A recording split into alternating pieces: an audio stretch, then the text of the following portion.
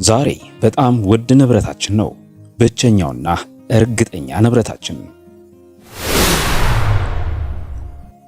ጠላቶቻችንን ስንጠላ በላያችን ላይ ስልጣንን እየሰጠናቸው ነው። በእንቅልፋችን፣ በምግብ ፍላጎታችን፣ በደም ግፊታችን፣ በጤንነታችንና በደስታችን ላይ ስልጣንን እየሰጠናቸው ነው። አለመስራት ጥርጣሬንና ፍርሃትን ይፈጥራል። ተግባር በራስ መተማመንንና ድፍረትን ይፈጥራል።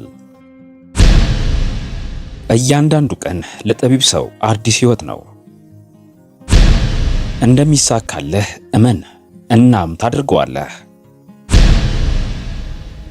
በጣም ሩቅ የሚሄደው ሰው በአጠቃላይ ለማድረግ ፈቃደኛ የሆነና የሚደፍር ነው። በእርግጠኝነት ጀልባ ከባህር ዳርቻ ፈጽሞ ርቆ አይሄድም።